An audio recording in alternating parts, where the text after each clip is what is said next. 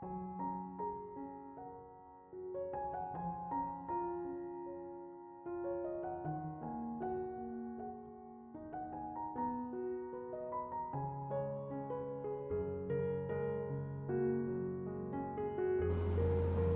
Ibu, Saudara-saudari, adik-adik kaum muda yang terkasih, apa kabar hari ini? Semoga Anda semua tetap diberikan rahmat, kesehatan, dan sukacita. Mari kita terus saling mendoakan satu sama lain, dan saling mendukung satu sama lain, agar dalam masa Advent ini, kita tetap mendengarkan firman Tuhan dan melakukan pertobatan. Kita siapkan hati kita untuk mendengarkan firman-Nya. Tuhan sertamu dan sertamu juga. Inilah Injil Yesus Kristus menurut Santo Lukas. Dimuliakanlah Tuhan. Pada suatu hari ketika Yesus sedang mengajar, ada beberapa orang Farisi dan ahli Taurat duduk mendengarkannya. Mereka datang dari semua desa di Galilea dan Yudea dan dari Yerusalem. Kuasa Tuhan menyertai Yesus sehingga ia dapat menyembuhkan orang sakit. Maka datanglah beberapa orang mengusung seorang lumpuh di atas tempat tidur. Mereka berusaha membawa dia masuk dan meletakkannya di hadapan Yesus. Tetapi karena banyaknya orang di situ, mereka tidak dapat membawa masuk. Maka mereka naik ke atas rumah dan membongkar atap itu. Kemudian mereka menurunkan si lumpuh ke tengah-tengah orang banyak tepat di depan Yesus. Ketika Yesus melihat iman mereka, berkatalah ia, "Hai saudara, dosamu sudah diampuni." Tetapi ahli-ahli Taurat dan orang-orang Farisi berpikir dalam hati, "Siapakah orang yang menghujat Allah ini? Siapa yang dapat mengampuni dosa selain Allah sendiri?" Akan tetapi Yesus mengetahui pikiran mereka, lalu ia berkata kepada mereka, "Apa yang kalian pikirkan dalam hati? Manakah lebih mudah mengatakan dosamu sudah diampuni atau mengatakan bangunlah dan berjalanlah? Tetapi supaya kalian tahu bahwa di dunia ini anak manusia berkuasa mengampuni dosa." Lalu Yesus berkata kepada si lumpuh, "Aku berkata kepadamu, bangunlah, angkatlah tempat tidurmu dan pulanglah ke rumahmu."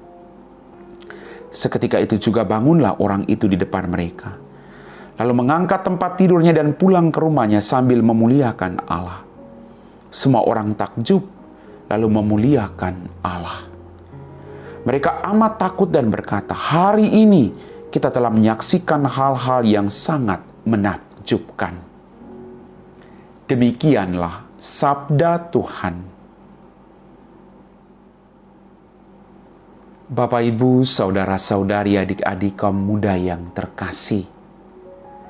Dalam bacaan Injil pada hari ini kita dapat melihat bahwa keselamatan umat manusia selalu menjadi perhatian Yesus yang paling utama. Dia datang punya tujuan agar kita semua diselamatkan. Tidak boleh ada satu orang pun yang hilang. Itu baiknya Tuhan. Dia punya hati yang berbelas kasih. Hati yang tidak hanya melihat kelemahan orang lain,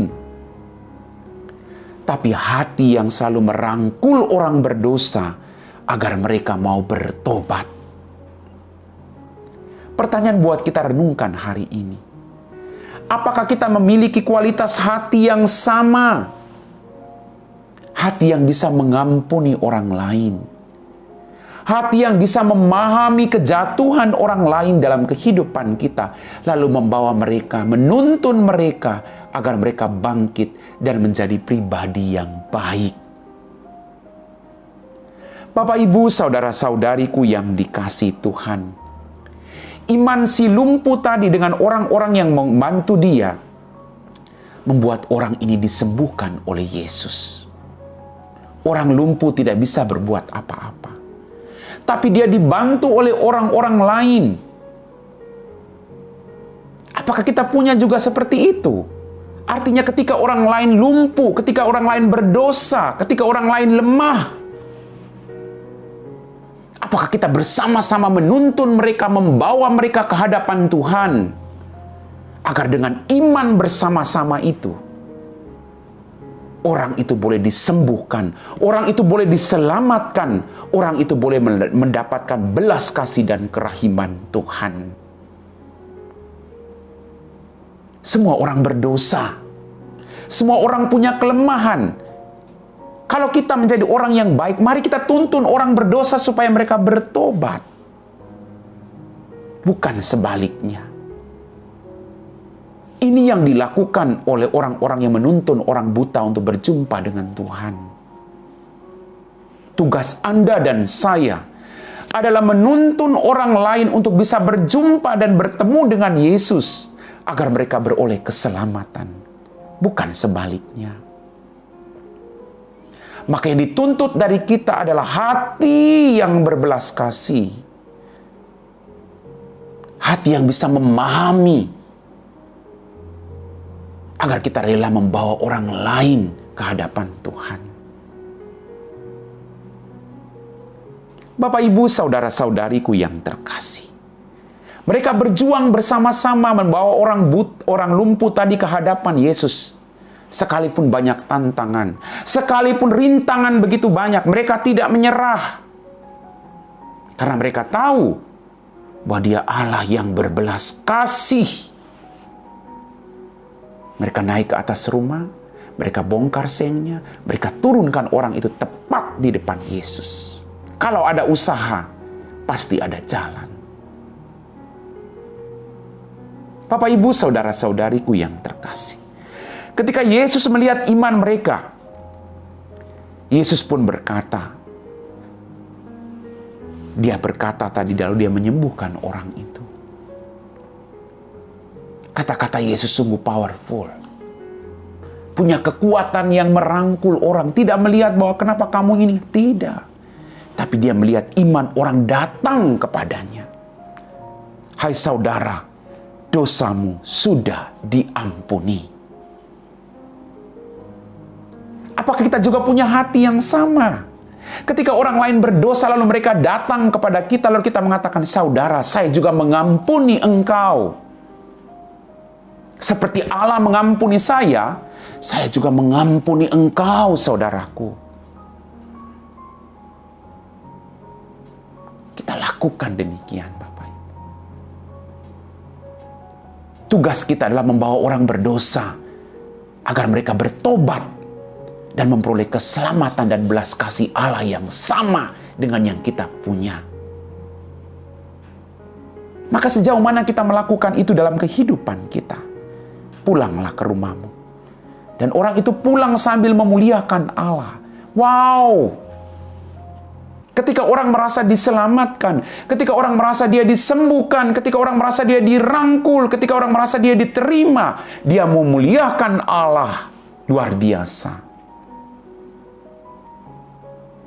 Ketika kita menuntun orang berdosa sampai kepada keselamatan, mereka akan memuliakan Allah. Karena mereka merasa Allah yang berbelas kasih. Mari, saya ajak kita semua. Punya hati yang berbelas kasih. Punya hati yang bisa memahami orang lain. Bukan melihat kelemahan orang lain. Kita semua orang berdosa. Tapi semoga kita menjadi berkat bagi orang-orang lain. Amin.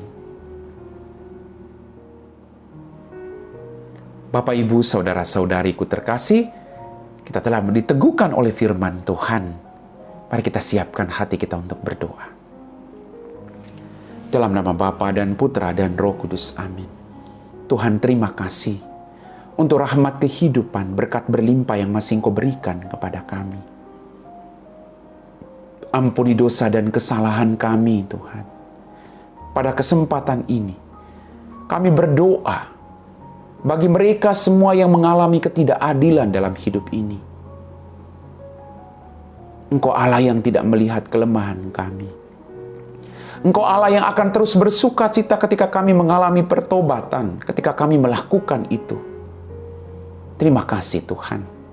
Karena firman-Mu hari ini mengajarkan kepada kami bahwa kami harus menuntun orang lain untuk berjumpa dengan Engkau. Bantulah kami untuk tidak melihat kelemahan orang lain, tapi melihat niat baik orang untuk bertobat. Kami bukan orang yang sempurna, Tuhan. Terima kasih karena Engkau juga mengampuni kami. Terima kasih karena Engkau punya hati yang berbelas kasih terhadap kami. Kami puji Engkau Bapa, kini dan sepanjang segala masa. Amin. Tuhan sertamu dan sertamu juga. Semoga kita sekalian diberkati oleh Allah yang Maha Kuasa, Bapa dan Putra dan Roh Kudus. Amin.